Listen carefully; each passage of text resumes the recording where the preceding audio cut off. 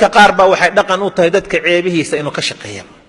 هبل ما تقانا هبل وحو السمية هبل ما وحكا لك شقين ماي ثم هذا وعد ترى اسمه شيدا إسلام لاي إذا اسمع أركو مضنا مرة يبين بقى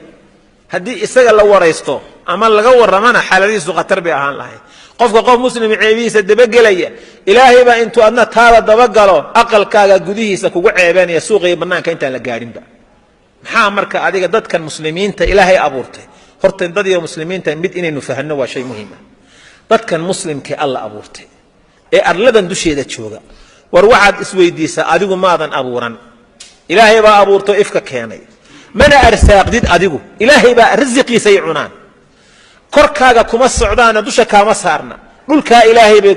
maxaan ku iraahdaa dul saarayhiin oo ku nool yihiin oo ka shaqaysan rizqooda kala soo baxaan maxaa adiga dadka muslimiinta kugu saliday marka ma iska dhaaftid Soomaalidu wuxuu ku leeyahay aniga heba qofka la yiraahdo jinkayga necib ku leeyahay war jinkan baad dadku ugu diray waa maxay qof aan dhiig iyo dhaqaale midna dhiig iyo dhaqan kaaga maqnayn buu ku leeyahay hebel aniga waa ka dhaxarkani oo muxuu kugu sameeyay waa iska nacib haba oo maxaad ku nacibtu ku yeelay ma dhiig buu ku ka galay ma dhaqan kaagu wax yeel maya niyo soo qofa iska nacib ma jiro ha waa iska nacib ku leeyahay ajaib waa isma jeeda islaan laay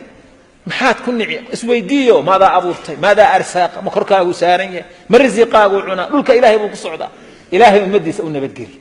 afkaaga iyo adinkaaga ummadda muslimka ka nabad gasho hal qaacidana waan ku sheegaya waliga hadartana badbaadi qaacidada qaado qof muslim ah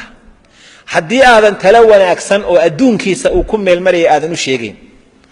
tamaraad ku dhaanto oo dhaqaale ahna aadan siinaynin nabad afkaaga iyo adinkaaga ka nabad galo waxba tarimaysi Soomaha af iyo maal wax ma ka taraysa maya nabadgelyada marka dhiigiisa iyo maalkiisa iyo sharaftiisa iyo dadkiisa iyo dunyadiisa u nabadgeli ha ka nabad galo arsaaq ka marhaba adiga albaabkaaga soo garaaci ma subax walba ka ilaahay buu garaacaya ilaahay baa siinaya wax subhanahu wa ta'ala dadka muslimku haday saa fahmi lahaayeen mudwa kala nabadgeli lahayd laakiin Soomaali baan nahayo inaga kabaheen cunayna iscalaashanayna waxaan hore u marlayna waxaas weey